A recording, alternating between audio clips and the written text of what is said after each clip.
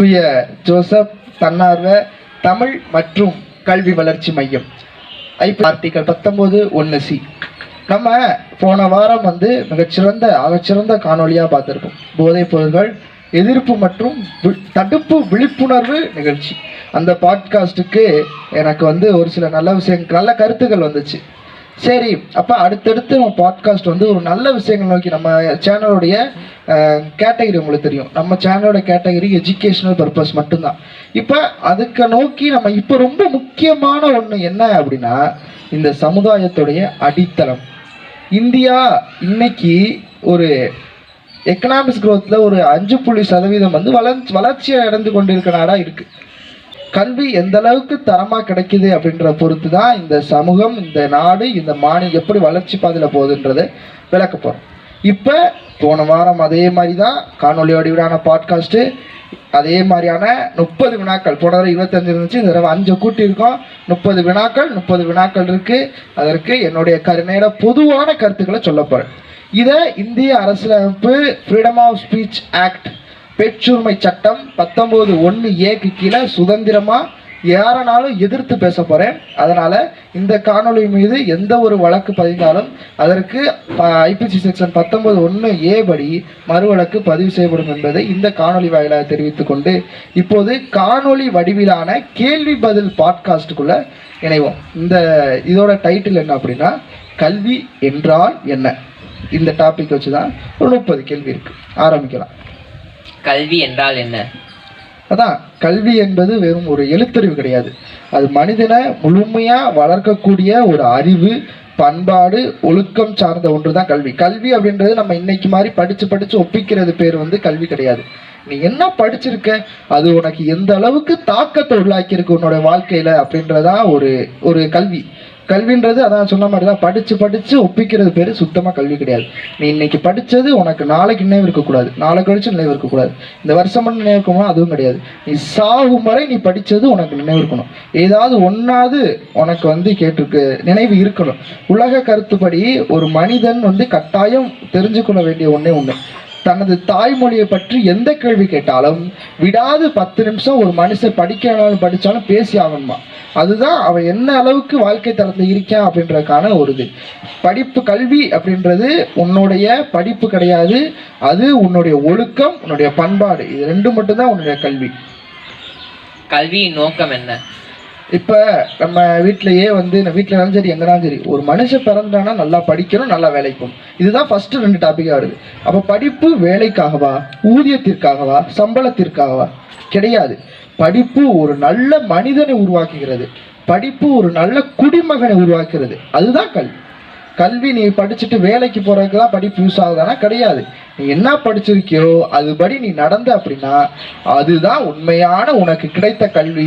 அவர்கள் அந்த கல்வியை சொல்லிக் கொடுத்த ஆசிரியர்கள் தான் உண்மையான ஆசிரியர்கள். அதை உருவாக்க தெரிந்த பெற்றோர்களே ஆகச்சிறந்த உண்மையான பெற்றோர்கள். கல்வி இல்லாமல் வாழ முடியுமா? கண்டிப்பாக கல்வி இல்லாமல் வாழ முடியும். இப்போ நம்ம பெற்றோர்களை எடுத்துக்கோங்க, அவங்க ஒரு 5 வரைக்கும் படிச்சிருப்பாங்க, மேக்ஸிமம் 5-6 வரைக்கும் தான் படிச்சிருப்பாங்க. அப்படியே ஒரு சில பேர்னா 8 வரைக்கும் படிச்சிருப்பாங்க.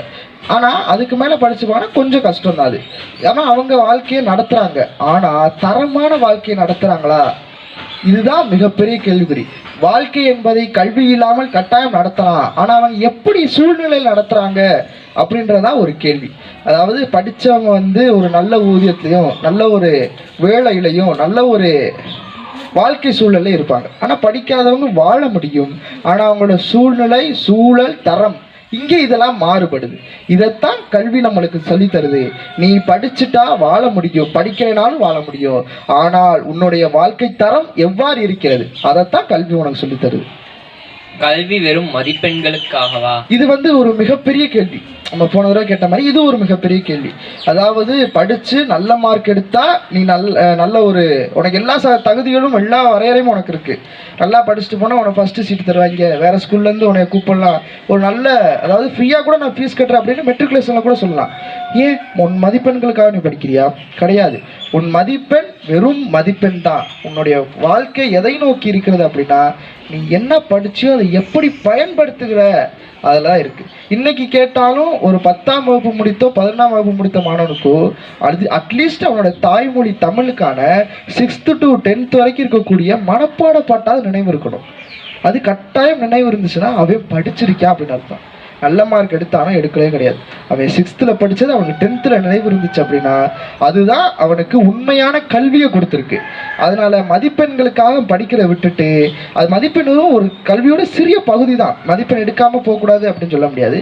நீங்கள் படித்ததை அந்த தேர்வுக்கு வெளிப்படுத்தணும், அதுதான் மதிப்பெண்.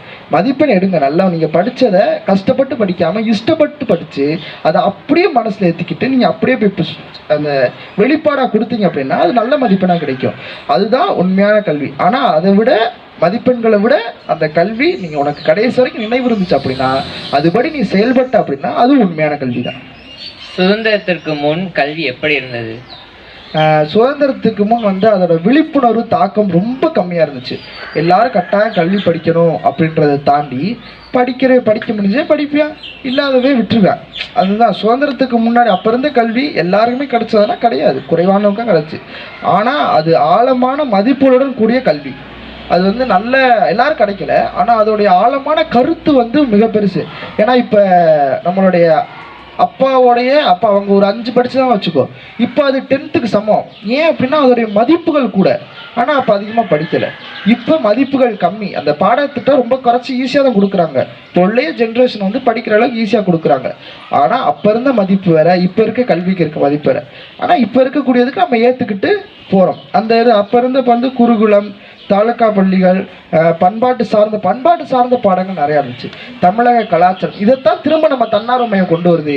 தமிழக கலாச்சாரம், தமிழக வாழ்வியல், தமிழக பண்பாடு அப்படின்னு தமிழர்களுடைய எடுத்துரைக்கணும் அப்படின்றதுக்காக நம்ம தன்னார்வ மையம் புதிய கல்வி திட்டங்களையும் புதிய பாடத்திட்டங்களையும் கொண்டு வந்திருக்கோம். இது அந்த காலத்துல இருந்த மிக மதிப்பு மிக்க பாடத்திட்டம். இப்போது கல்வி எப்படி மாறிவிட்டது? இப்போ அதான் அப்போ இருந்த கல்வியை விட இப்போ இருக்க கல்வி எல்லாரும் ஈஸியாக கிடச்சிருது. அது ஒன்று. அதே மாதிரி இப்போ ரொம்ப கஷ்டப்பட்டு படிக்கிறத விட ரொம்ப சிலபஸ் ரொம்ப கம்மியாக வச்சிட்டாங்க. ஏன்னா போன தடவை ஒரு 2019க்கு முன்னாடி தமிழ் புத்தகத்தை எடுத்துக்கிட்டோம்னா 15 பாடங்கள் இருந்துருக்கு. இயல் 15 இருக்குது. அதில் செய்யுள், உரை, நடை, காப்பியம், கவிதை, அப்படி கவிதை பாடி அப்படி வரிசையாக இருந்தாலும் ஒரு இயலுக்கு ஒரு 5 பாடங்கள் இருக்கும். அப்போ திருக்குறள் சேர்த்து 6 பாடம் இருக்கும். 15 பாடங்கள் இருந்துச்சு தமிழில். 2019க்கு முன்னாடி 15 பாடங்கள் இருக்குது. சரி, 2005க்கு முன்னாடி இருக்க புத்தகம் கிடைக்குமான்னு பார்த்தா அதுவும் கிடைக்குது. 22 பாடங்கள் இருந்திருக்கு. அப்போ எதோட மதிப்பு மிகன்னு பார்த்துக்கோங்க. 22 பாடம் இருக்குது. இதே செய்யுள் வடிவம் தான், இதே கவிதை படம், அதெல்லாம் அப்படியே வச்சுட்டு 22 பாடம் இருந்திருக்கு. 2019 அது 12ஆக மாறிடுச்சு. 2019க்கு அப்புறம் அது 8ஆக மாற்றுறாங்க, 9ஆக மாற்றுறாங்க. இப்போ 7ஆக குறைச்சிட்டாங்க, ரொம்ப குறைச்சிட்டாங்க. 2 ஏழு குறைச்சிருக்காங்க. இந்த ஆண்டு 7ஆக குறைச்சிருக்காங்க. இது உங்களுக்கு எளிதாக இருந்தாலும் உங்களுடைய மதிப்புகள் தரம் குறைக்கப்படுறதா எனக்கு தெரியுது. இது மாணவர்களுக்கு ஈஸியாக கற்றுக்கணும், அவங்க கல்வியை பிடிச்சு படிக்கணும் அப்படின்னு தான் பண்ணியிருக்காங்க. ஆனால் ஆசிரியர்கள் எந்த அளவில் ஒத்து போகிறாங்க அப்படின்னு தெரியல. நீங்கள் கஷ்டப்பட்டு படிக்கிறத விட இஷ்டப்பட்டு படிக்கிறோம், அதை புரிஞ்சு கரெக்டாக நீங்கள் செஞ்சீங்க அப்படின்னா கண்டிப்பான கல்வி இந்த கல்விக்குமே தரமான கல்வியாக அமையும். அன்றைய மாணவர்களின் கற்றல் முறை எப்படி இருந்தது? அதாவது இது எனக்கு கொடுத்துருக்க பதில் ரொம்ப விசித்திரமாக இருக்குது. அவர்கள் மரியாதையோடு நடந்தார்கள் அப்படின்னு இருக்கு. ஆமாம், இப்போ இருக்கக்கூடிய அரசு திட்டங்களும் சரி, அரசியல் அமைப்பும் சரி, ஆசிரியர்களை கட்டி போட்டு வச்சுருக்கு. மாணவர்கள் ஏதாவது ஒன்று சொன்னோம் அப்படின்னா அடிச்சிருவீங்களா அப்படின்னு டீச்சரை பார்த்துக்கிறேன். அடித்தா நீ ஜெயிலில் இருப்படா அப்படின்னு சொல்கிற அளவுக்கு நம்ம ஆசிரியர்களை தரம் குறைச்சிட்டாங்க. இந்த பல சட்டத்திட்டங்களை போட்டு ஆசிரியர்களை அடிக்க விடாமல் பண்ணிட்டாங்க. அது நல்ல விஷயமா அப்படின்னாலும் சரி, கெட்ட விஷயமா அப்படின்னு சொல்லி இது ரெண்டுக்கும் எந்த ஆம் அப்படின்ற பதில் நம்ம கொடுக்க முடியாது. ஏன்னா மாணவர் சைடு அது சரி அப்படின்னு இருக்கும், ஆசிரியர் சைடு அது தவறுன்னு இருக்கும். அதை நம்ம எதுவும் சொல்ல முடியாது. ஆனால் அன்னைக்கு மாணவர்கள் நிறைய மரியாதை கற்றுக்கிட்டாங்க. எதை எடுத்தாலும் பொறுமையோடு இருந்து கேட்டு நல்ல ஒரு ஒழுக்கமாக நல்ல ஒரு ஒழுக்கத்தை அதிகமாக கற்றுக்கிட்டாங்க. ஒழுக்கம், பண்பாடு, கலாச்சாரம், இது 3த்தையும் அதிகமாக கற்றுக்கிட்டாங்க. பாடம் படிக்க விட இதெல்லாம் கற்றுக்கிட்டு போனால அவங்க ஒழுக்கமிகு மாணவர்களாக இன்னைக்கும் இருக்காங்க. இன்றைய மாணவர்களின் கற்றல் முறை எப்படி உள்ளது? இன்னைக்கு மாணவர் வந்து எல்லாத்தையும் வேகமாக கற்றுக்கணும், அவங்க வந்து பொறுமையாக இருந்தாங்க. இவங்க எல்லாத்தையும் இப்போ எல்லாத்தையும் தொட்டோம்னா அப்படியே பெருசாக போய் நிற்கணும் அப்படின்ற மாதிரி எல்லாத்தையும் கற்றுக்கணும் ஆசைப்படுறாங்க. ஆனால் எல்லாத்தையும் கற்றுக்க முடியுமா? எல்லாத்தையும் கற்றுக்குறாங்க, அது ஒரு வாட்டி தான் கற்றுக்குறாங்க, கற்றுக்க முடியும். ஆனால் அதை ஆழமாக கற்றுக்கொள்கிறார்களா? அதுதான் ஒரு மிகப்பெரிய கேள்வி.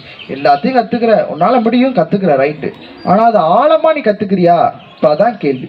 ஒரு தமிழ்னு எடுத்துக்கிட்டோம்னா அதில் மனப்பாட பாட்டு படிக்க போகிறேன், எனக்கு மார்க் கிடைக்க போகுது. அது தாண்டி அந்த மனப்பாட பாட்டு தமிழனை எவ்வாறு அழகாக எடுத்துரைத்திருக்கு, அது அப்படி அழகாக லைனாக படிக்கும்போது இந்த தமிழனை எவ்வாறு வர்ணிச்சிருக்காங்க.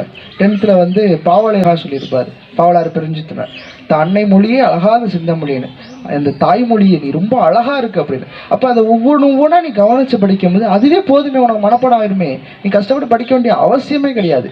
அதான் நம்ம வந்து ஆழமாக கற்றுக்க மாட்டேங்கிறோம். இன்றைய தலைமுறை மாணவர்கள் எதையுமே ஆழமாக கற்றுக்க மாட்டேங்கிறாங்க. ஆனால் எல்லாத்தையும் கற்றுக்குறாங்க, எதையும் ஆழமாக கற்றுக்க மாட்டாங்க. அதை பற்றி புது இல்லாமல் மதிப்பெண்காக மட்டும் ஓடுகிறாங்க. இதுதான் தப்பு.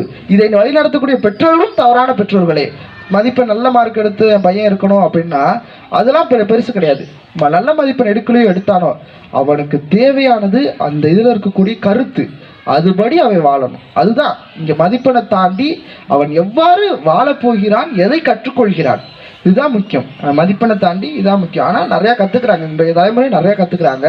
அப்போ தலைமுறைக்கு அதிகமாக கற்றுக்கல, ஆனால் ஆழமாக கற்றுக்கிட்டாங்க. இவங்க நிறைய கற்றுக்குறாங்க, எதையும் ஆழமாகவும் சரியாகவும் கற்றுக்கொள்ளவில்லை.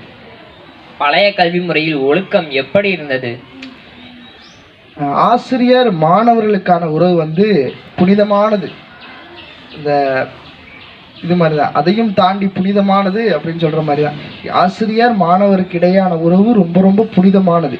அதை அந்த காலத்தில் பண்பாடு, கட்டுப்பாடு, மரியாதை என எல்லாத்தையும் ஒரு கல்வி ஒரு பகுதியாக இருந்துச்சு. பண்பாடு, மரியாதைன்னு எல்லாத்தையும் சேர்ந்து தான் ஒரு கல்வியாக இருந்துச்சு. அப்போ அந்த இடம் வந்து ரொம்ப ஆசிரியர்கள் மாணவர்களுடைய ஒரு ரொம்ப புனிதமாகவும் இதெல்லாம் சொல்லிக் கொடுக்கறனால அவங்க நல்ல ஒரு வளமிறந்த மாணவர்களாகவும் இருந்தாங்க. அப்போ இருந்த கல்வி முறை ஒழுக்கத்தை அடிப்படையாக கொண்டு இருந்துச்சு. இன்றைய கல்வி முறையில் ஒழுக்கம் எப்படி இருக்கிறது? இப்போது ஒழுக்கம் குறைந்து மாணவர்கள் வந்து ஆசிரியர் வந்து கற்றுக் கொடுக்குறவங்க, மாணவங்க வந்து கற்றுக்கிறவங்க, இப்படி தான் இருந்துச்சு. அந்த குரு அப்படின்ற புனிதமான ஒரு கருத்து வந்து மறைஞ்சு போச்சு அப்படின்னு சொல்லலாம். ஆசிரியருக்கான உணவு வந்து புனிதமாக இல்லை அப்படின்னு இன்றைய தலைமுறை ஆய்வு சொல்கிறது. ஏன்னா ஆசிரியர்கள் கற்றுக் கொடுப்பவர்கள் மாணவர்கள் கற்றுக்கொள்வார்கள், இப்படியே இருக்குது. இந்த ஒழுக்கம் அப்படின்றது கொஞ்சம் கூட இல்லை. அது ஒழுக்கம் அப்படின்றத கற்றுக் கொடுக்கவும் கல்வித்துறை தயாராக இல்லை. நிறைய விழிப்புணர்வு நடத்துகிறாங்க, நிறையா சொல்கிறாங்க, ஆனால் அதை மாணவர்கள் கற்றுக்குறாங்களா அப்படின்றதான் ஒரு கஷ்டமான விஷயம். எதை சொன்னாலும் ஏற்றுக்கக்கூடிய மாணவர்கள் இப்போ இல்லை. ஏன் அப்படின்னா அவங்களோட தவறுகளை நம்ம சுட்டி காட்டோம் அப்படின்னா அவங்களுக்கு கோபம் தான் வருது. அதை அவங்க சரிப்படுத்திக்கணும், நம்ம மேலே ஏதோ ஒரு தப்பு இருக்குது அதை சரிப்படுத்திக்கணும் அப்படின்ற ஆர்வத்தை தாண்டி ஏன் நீ அவை எப்படி என்னை சொல்ல போகலாம் அப்படின்ற கேள்வி வருது. அதுதான் இன்றைய மாணவர்களை தரம் குறைத்து கொண்டே போகிறது. ஏன் மாணவர்கள் கல்வி கற்க வேண்டும்? அதான் நீ படித்தா நல்ல வேலைக்கு போகலாம் அப்படிலாம் கிடையாது. நீ படித்தனா தான் உன் நடத்தை நல்லா இருக்கும். உன் வாழ்க்கை நடத்தவும் நல்ல வேலை பெறவும் மட்டுமல்ல, நல்ல மனிதர்கள் இருக்கவும் கல்வி அவசியம். கல்வி இல்லாமல் மனிதனுக்கு அடையாளமே இல்லை. ஒரு கல்வி கிடைக்கும்போது தான் ஒரு மனிதன் மனிதனாக மாறுகின்றான். நம்ம இப்போ கூட ஒரு திருப்பயணம் போயிருந்தோம். அப்போ ஒரு நல்ல வாசகம் நான் கொடுத்தது, அதாவது அனுபவம் ஒரு மனிதனின் வாழ்க்கையை அர்த்தமுள்ளதாக மாற்றுகிறது. ஒரு மனுஷன் பிறந்துட்டான் அப்படின்னா இந்த கல்வியும் அந்த அனுபவம் தான் அந்த மனிதனை எப்படி ஆக்குமா, அர்த்தமுள்ள வாழ்க்கையாகும். அது வரைக்கும் அவன் பிறந்தது வேஸ்ட்டு, வாழ்கிறது வேஸ்ட்டு, வளர்றது வேஸ்ட்டு. கல்வி இல்லாமல் ஒரு மனிதன் வாழ்ந்தான் அப்படின்னு ஒரு பாரதியார் ஒரு குரல் கூட சொல்லுவார், கல்லாதவர்கள் வந்து அவங்க கண்களை எடுத்துக்கொள்ளணும். கல்வி எதற்காக கற்றுக்கொள்ள வேண்டும்? நல்ல குடும்பத்துக்கும் நல்ல சமூகத்துக்கும் நல்ல சமுதாயத்துக்கும் தேசத்துக்கும் பயன்படுறதுக்காக தனக்கு மட்டுமல்ல அனைவருக்கும் உதவிக்கரம் நீட்ட வேண்டும் என்ற அடிப்படை நோக்காக கொண்டு தான் கல்வி இருக்கு. நீ உனக்காக படிப்பது கல்வி அல்ல, உனக்காக படிப்பதோ உன்னை சுற்றி இருக்கவர்களுக்காக படிப்பதோ கல்வி அல்ல. நீ இந்த நாட்டுக்காகவும் இந்த தேசத்தை பற்றியும் உன்னுடைய பண்பாடு உன்னுடைய கலாச்சாரத்தை பற்றியும் என்ன கற்றுக்கொள்கிற, இதுதான் படிப்பு. கல்வியின் உண்மையான மதிப்பு என்ன? அதாவது கற்றோருக்கு சென்றமிடமெல்லாம் சிறப்பு அப்படின்னு சொல்லுவாங்க. அது மாதிரி தான் கல்வி கற்றவன் எங்கே சென்றாலும் கட்டாய மதிப்பு பெறுவான். செல்வம் குறைந்தாலும் சரி அவனோட கல் என்ற செல்வம் குறையாது. அதாவது கல்வி என்ற செல்வம் அவனுக்கு குறையாது. இப்போ மரியாதை, நீ உன்கிட்ட காசு இல்லை அப்படின்னாலும் நீ படித்ததுக்கான மதிப்பு உனக்கு எப்போதும் குறையாது. அதனால கற்றோருக்கு சென்றமிடமெல்லாம் சிறப்புத்தான். புத்தக அறிவு முக்கியமா இல்ல வாழ்க்கை அறிவு முக்கியமா? இதில் எது முக்கியம்? ரெண்டுமே முக்கியம். நம்ம சொன்ன மாதிரி தான் அந்த திருப்பயணத்துக்கான வாசகம் வந்து பயணம் ஒரு மனிதனின் வாழ்க்கையை அர்த்தமுள்ளதாக்குறது. அது அனுபவமாக கிடைக்குது. வாழ்க்கை இப்போ நம்ம பயணம் செஞ்சோம் அப்படின்னா நம்மளுக்கு அனுபவம் கிடைக்கும். ஒரு மலை ஏறணும் அப்படின்னா அதுக்கு சரியான திட்டமிடல் வேண்டும் அப்படின்றத நம்ம ஒரு பயணத்துல கற்றுக்குவோம். இல்லை ஒரு கடல் சார்ந்து செய்வோம்னா அதுக்கான சேஃப்டி ரூல்ஸ் என்ன அப்படின்றத நம்ம ஒவ்வொரு பயணத்தில் அடிப்பட்ட, அதாவது சைக்கிள் ஓட்ட மாதிரி தான். நீ கீழே விழுந்த அப்படின்னா அடுத்து என்ன செய்யணும் அப்படின்றத நீ கற்றுக்குற. இதே மாதிரி தான் நீ ஒவ்வொரு அனுபவம், நீ ஒவ்வொரு அடி வாங்க முடியும், தோல்வி பெற முடியும்னா உனக்கான வெற்றி பாதை அமைகிறது. இரண்டுமே தேவை. புத்தக அறிவும் தேவை, வாழ்க்கை அறிவும் தேவை. பழைய தலைமுறை கல்வியில் எந்த பலன் இருந்தது? அவர்கள் கற்றது குறைவானதாக இருந்தாலும் அதனை வாழ்வில் பயன்படுத்தினர். ஒழுக்கம், நேர்மை, உழைப்பு அவர்களுடைய பலம். அவ்வளவுதான். அவங்க வந்து ரொம்ப கம்மியாக தான் கற்றுக்கிட்டாங்க.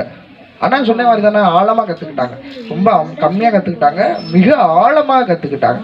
அதனால அவங்க கற்றதை அவங்க வாழ்க்கையில போட்டாங்க. அவங்களோட உழைப்பு, நேர்மை, ஒழுக்கம், இது மூணும் சேர்ந்து அவங்களுடைய வாழ்க்கையை பலமாக்கியது. இன்றைய தலைமுறை கல்வியில் எந்த பலன் இருக்கிறது? அவர்கள் வந்து நல்ல தொழில்நுட்பத்தை அறிஞ்சவங்களா இருக்காங்க. அதாவது இப்போ இருக்கக்கூடிய டெக்னாலஜியை பற்றி நல்லா எல்லாருக்குமே தெரிஞ்சிச்சு. முதல்ல இருந்தவங்களுக்குலாம் டெக்னாலஜி தெரியாது. இன்னைக்கு அப்போ இருந்தவங்களுக்கு என்ன தெரிஞ்சா ஒன்று அந்த ₹1 ஸ்க்ராட்ச் கார்டு போட்டு ஒரு எம்பி நெட்டு எடுத்து ஃபேஸ்புக் நோண்டுறது, அதுவே அவங்களுக்கு தொழில்நுட்பத்தை உயர்ந்த மாதிரி இருந்துச்சு. ஆனால் இன்னைக்கு ChatGPT, அப்புறம் நிறைய ஜெமினி ஏஐ, கூகுளோடைய VO3 ஏஐ, அதாவது கிளாஸ் நடத்துறதே கூகுள் வச்சு நடத்த முடியும் அப்படின்றத இன்னைக்கு சாதிச்சு காமிச்சிருக்காங்க. அதாவது நம்ம கூட மேத்தமெட்டிக்ஸுக்கு ஒரு டீச்சர் இருந்தாங்க. அவங்க வந்து ஏஐ தான், ஃபுல்லாக ஏஐ தான் மேக்ஸ் ஃபுல்லாக நடத்தும். எப்போ அப்படின்னா 2020ஆம் ஆண்டு 21ஆம் கல்வியாண்டு அந்த ஆண்டுக்கு மட்டும் மேக்ஸ் டீச்சரை வந்து ஏஐயா நியமிச்சோம். அவங்க வந்து நிறைய தவறுகள் விட்டனால அதோட நம்ம ஏஐ தொழில்நுட்பத்தை அப்படியே கல்வியில் விட்டுட்டோம். அதாவது ஏஐ தொழில்நுட்பம் நம்ம நல்லா மெருகேற்றி அதை இன்னும் உயர்த்தி கொண்டு போனோம்னா கட்டாயம் தொழில்நுட்பம் நல்ல ஒரு வளர்ச்சியில கல்வி பாதையில கொண்டு போக முடியும். அதே மாதிரிதான் இந்த தலைமுறை வந்து நிறைய வந்து தொழில்நுட்பத்தை அறிஞ்சவங்க இருக்காங்க. இன்னைக்கு இருக்க எல்லாருமே உலகத்தோட கனெக்ஷன்ல இருக்காங்க. அதாவது கூகுள் வந்து ஒரு இன்டர்நேஷனல் சர்ச் இன்ஜின், தேடுபொறி.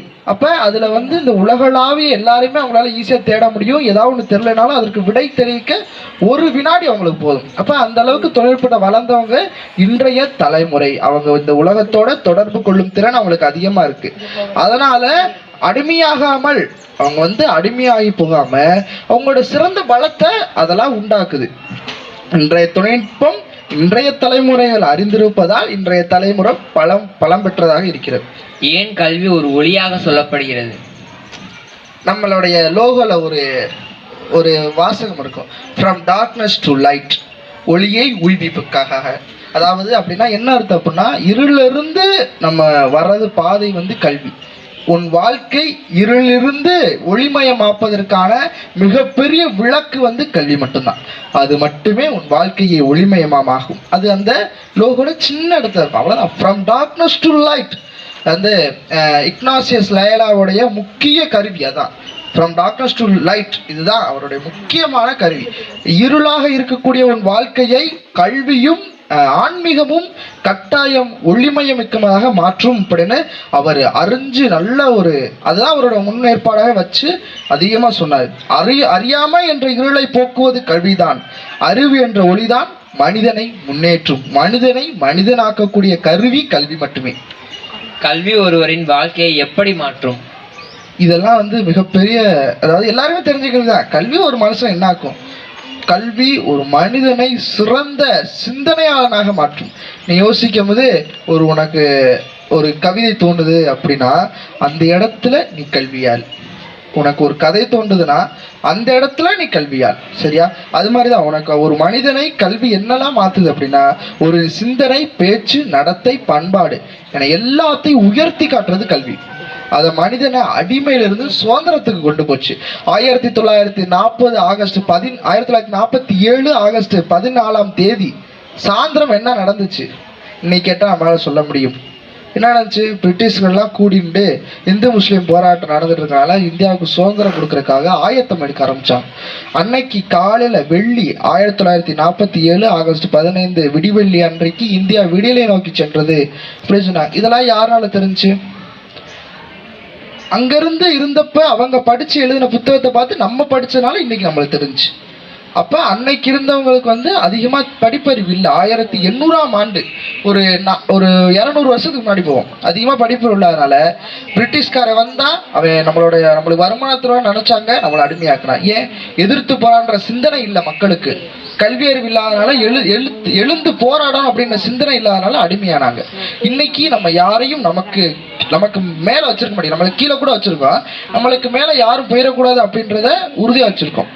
அதான் ஒரு மனிதனை அடிமையிலிருந்து சுதந்திரத்தை கொண்டு போனதான் கல்வி ஒரு வாழ்க்கையை மாத்திருக்கு. கல்வி இருந்தும் நல்ல மனிதர்கள் ஆகாம போனால் அது உண்மையான கல்வி அல்ல. ஒரு மனுஷன் நல்ல மனுஷனா ஆகலை அப்படின்னா அவன் படிச்சது வேஸ்ட். அவனுக்கு சரியான பெற்றோர்கள் அமையவில்லை, சரியான ஆசிரியர்கள் கற்றுக் கொடுக்கவில்லை. அது உண்மையான கல்வியே அல்ல. உண்மையான கல்வி எப்போதும் நல்ல மனிதனை மட்டும்தான் உருவாக்கும். தீயவனை உருவாக்குது அப்படின்னா அது உண்மையான கல்வி கிடையாது. அவன் படிக்கிற கல்வி உண்மையானது கிடையாது. அவன் உண்மையான மாணவன் கிடையாது. கல்வி இங்கே குறைச்சாட்டக்கூடாது. அவன் உண்மையான மாணவன் கிடையாது. இன்னைக்கு படிக்காம இருக்கிறவன் தான் பல பொருட்களை வந்து பயன்படுத்துற, போதை பொருட்கள், போதை வஸ்துக்களை பயன்படுத்துற. அப்ப ஒரு கல்வி கட்டாயம் ஒரு நல்ல மனிதனை மட்டும்தான் உருவாக்கும். கல்வியால் பணம் சம்பாதிக்கலாமா? ஆம். ஆனா கல்வி வெறும் பணம் சம்பாதிக்கான கருவி கிடையாது. உன்னுடைய வாழ்க்கை, உன்னுடைய நடத்தை, உன்னுடைய ஒழுக்கம், பண்பாடு, கலாச்சாரம், உன்னுடைய வரலாறு, இதெல்லாம் உனக்கு எடுத்துரைக்கிறது தான் கல்வி. கல்வியை வச்சு பணம் சம்பாதிக்கணும்னா ஆம், இன்றைக்கு இருக்கக்கூடிய பிரைவேட் ஸ்கூல்ஸ் வந்து நல்ல பணம் சம்பாதிக்கிறாங்க. ஆனா அதே நேரத்தில் தன்னார்வ மையம், அதாவது நம்மளுடைய புனித ஜோசப் தன்னார்வ தமிழ் மற்றும் கல்வி வளர்ச்சி மையம், இது தன்னார்வ மையம் தான். நம்ம பணத்திற்காக கல்வியை பயன்படுத்துறது. இது வந்து உங்களுடைய வாக்கியம் கூட, பணம் வந்து சம்பாதிப்பதற்கான கருவி அல்ல. இதை நம்ம முக்கியமாக கொண்டுதான் பணம், அதாவது உனக்கான கல்வி கட்டணம் கிடையாது, உடைய பொருட்களுக்கான கட்டணத்தை மட்டும் நீ செலுத்தினால் போதும் அப்படின்னு. இன்னைக்கு